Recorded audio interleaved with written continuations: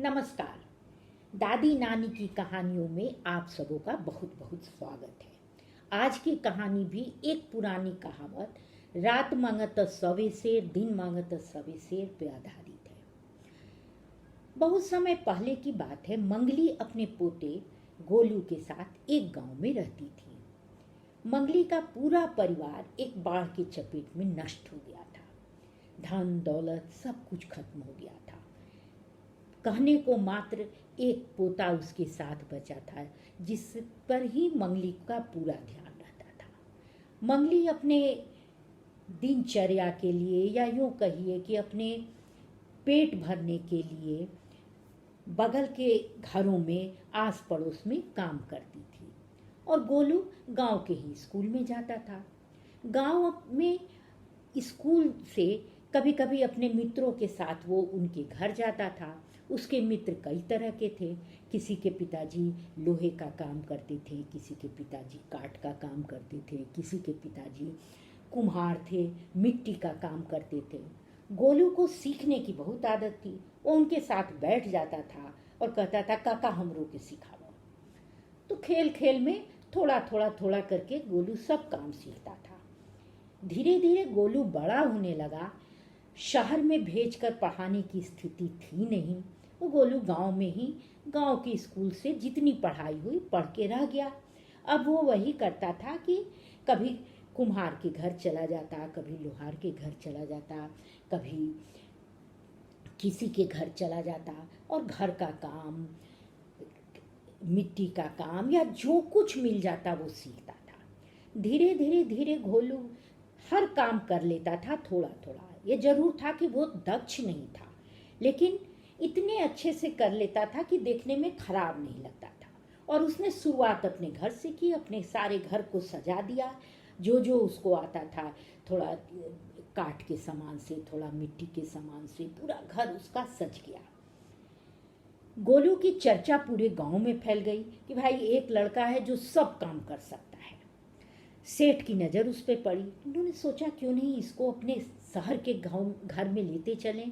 घर का काम भी हो जाएगा, जो बच्चे वहाँ रह के पढ़ रहे हैं उनका भी काम निकल जाएगा और पैसा भी कम देना होगा। उन्होंने गोलू से जाके ये बात करी।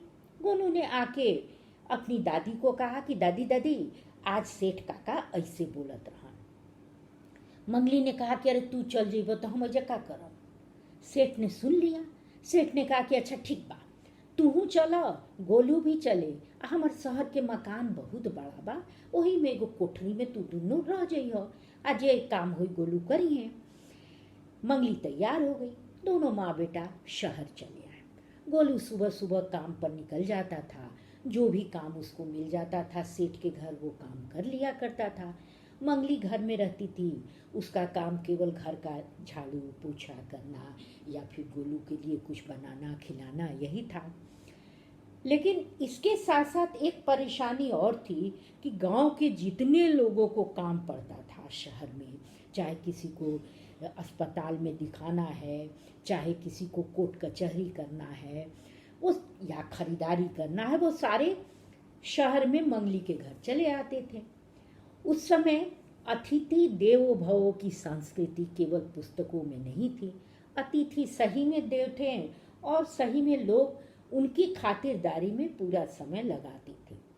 मंगली अपवाद नहीं थी। मंगली भी ऐसे ही करने लगी। एक दिन गांव से मंगरू काका आए। उनको काम तो नहीं था शहर में, लेकिन उनकी बेटी की शादी ठीक हो गई थी और निमंत्रण देने आए। उन्होंने मंगली को देखा कि ये पूरे दिन काम कर रही है और घर में ही है। तो उन्होंने कहा कि भौजी तोरा तो बड़ी आराम बा, वहाँ गांव में तो घरे घरे घूमत रहू, काम करत रहू, यहाँ अस्थिर से बैठल बारू, आ घर दुआर भी तो गोलू बहुत बढ़िया से सजा दिले बा, तो तोरा तो बहुत सुख बाटे यहाँ। मंगली ने उनकी बात सुनी। थोड़ा देर सोच के उसने जवाब दिया कि हाँ बबुआ, सुख तो बहुत बा। ना कोई काम करे के पड़ेला, ना कुछ करे के पड़ला। कोई आज गई जा गई तो दूसर बात बा।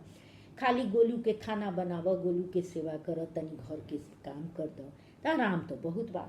लेकिन ये बबुआ, ऐसा लगेला कि रात मांगे तो सवे शेर, दिन मांगे तो सवे शेर, सुबह से उठीला एक एक काम। अब मन उदास हुए बा, मन ना लगे, लागता कि गाँवे लौट जाई, घरे घरे जात रही, चार आदमी से मिलत रही, जुलत रही, बतियावत रही, तो कुछ सीखतो तो नहीं।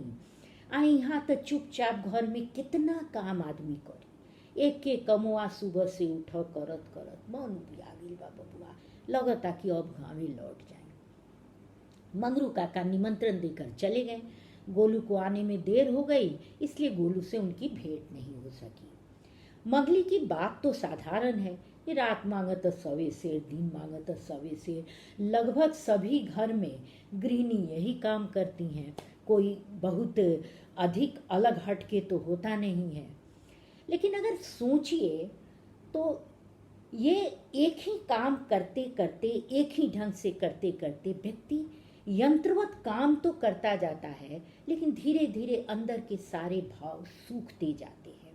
सीखने की प्रक्रिया कहीं ना कहीं रुकती जाती है और एक उदासी, एक निराशा पूरे जेहन में छा जाता है और पूरा दिन लगता है कि जैसे कुछ कर ही नहीं रहे हैं, कुछ बर्बाद हो रहा है, कुछ घट रहा है, कुछ कमी सी रह गई है। अगर शिक्षाई परिप्रेक्ष्य में इसकी बात करें तो अगर एक ही ढंग से आप बच्चों को पढ़ाते हैं तो ना तो आपको कोई मज़ा आएगा, ना ही बच्चे इसमें रुचि लेंगे, और संभवतः छीजन का एक बहुत बड़ा कारण ये भी बन सकता है। यही कारण है कि आज शिक्षा के क्षेत्र में नवाचार की बात होती है, शोध की बात होती है, नई नई विधियों तकनीकों को अपनाने की बात होती है।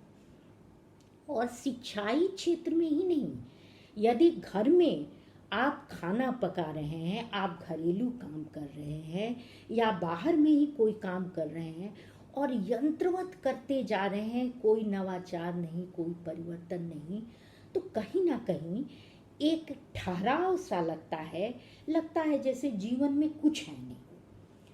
तो ये परिवर्तन, ये नवाचार जरूरी है हर क्षेत्र में। कैसे करेंगे ये हम सोच सकते हैं, क्योंकि शुरुआत हम खुद करते हैं, कोई दूसरा नहीं कर सकता है। नए तरीके की बात हम खुद सोच के कर सकते हैं, हमारे अंदर भी ये प्रतिभा है, मंथन करने की ज़रूरत है। तो चले इस पर मंथन करते हैं। अगले हफ्ते फिर मिलेंगे एक नई पुरानी लेकिन संदर्भित लोकोक्ति के साथ। धन्यवाद।